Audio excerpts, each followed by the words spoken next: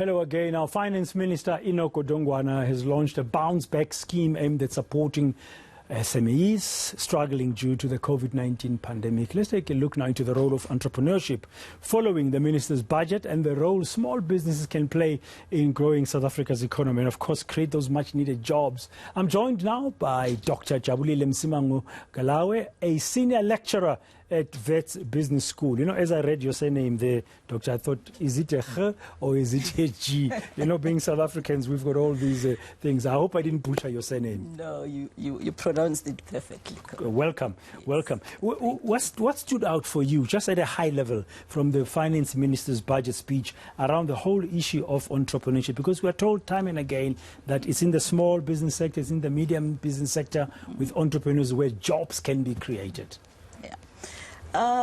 Interestingly, thank you first for having me. Interestingly, then, you know, every time when these speeches get made, sometimes you see these positives that comes from the speeches, but you hold yourself from getting excited because the issue becomes when it goes out there and needs to be implemented. Is it going to work? Yeah, you know, yesterday in post-budget analysis, different people I spoke to, whether it was economists or business people, come back to that one word, implementation. Yes, because everybody will tell you South Africa has got the best policies, it's got the best everything written down. But when you go down there and now start really experiencing what happens there, tends to be a different story. So you find, like, even when you listen to the president talking, he talks about SMMEs, he talks about as something very important for the country. But the people who are tasked to make sure that these things get implemented, I'm not sure whether they are reading or singing from the same hymn book. Okay, just park implementation for 1 second on the side, but listening to the minister talking about this bounce-back scheme, because we know how much small and medium businesses and entrepreneurs have suffered during this COVID-19 pandemic. But even before, there was a challenge in accessing capital, in getting things done. But we know about the importance of the role of entrepreneurship in our economy. Yeah, there's no doubt entrepreneurship is key in creating the job, in playing a role in our economic growth. And this bounce back scheme is an important one because COVID-19 has caused a lot of havoc within the SMME space. And one of the biggest problems we had even before COVID was the issue of access to finance. So you go out there, you get the speeches, it tells you about these billions that are out there. But then you go to access that funding is a total different story. The list of requirements that are expected that entrepreneurs must comply with, it just is like looking for entrepreneurship, corporate risk in an entrepreneur. You won't find that. Entrepreneurship in its very nature is risky, but the requirement says you must be a corporate for us to give you this entrepreneurship money. Yeah, something is not aligned. It's not aligned, then entrepreneurs can access it. Is it an area where you would think somebody like Sipho, who's now in the presidency, heading that red tape solution committee to remove red tape, should be focusing on? Is it one thing that they should look into? It is something important to look at because you can cut all the red tape, whatever they view as red tape, shorten the processes and all that. But if the requirements says no to entrepreneurs, we still go back to the same thing. There's 15 billion is there.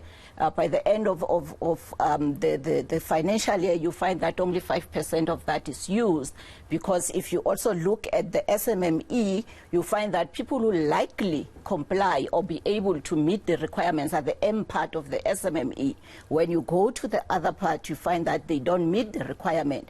As much as the scheme talk about people who are not, who don't qualify or not bankable, that they are the ones who are supposed to benefit. But we still stand to see whether the requirements are going to be changed and adjusted in a way that allows those people who have not been able to access all these billions that they talk about, whether they'll be able to access them now. So the access issue is very important, and it will go down to the kinds of requirements. Yes. So there's going to be a level of or degree of agility, maybe, that needs to be applied by the government. But government, being government, moves slow on some of these things.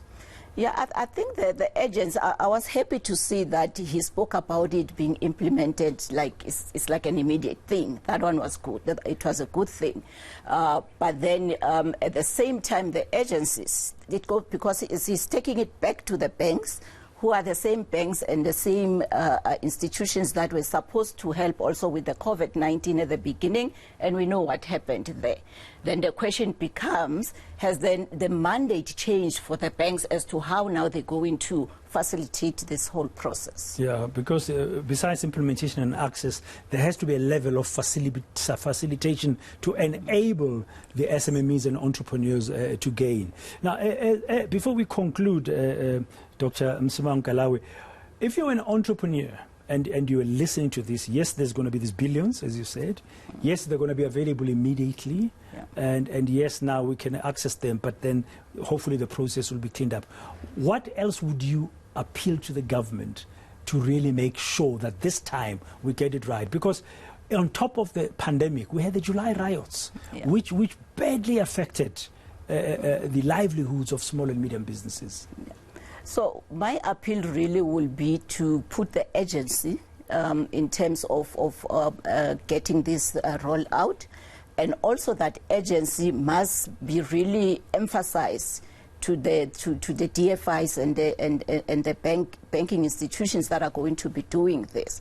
But more than that, I always say to entrepreneurs, always take an optimistic approach to these things. You never know. Don't sit back and say, it's been an issue, I didn't get it the last time. Go for it. You never know. You might find that the requirements are a bit different now, which we hope are, and we hope that the government will really look at that to make sure that it is accessible. It's not money that keeps on being repeatedly said, there's billions, but they don't add any value to entrepreneurs.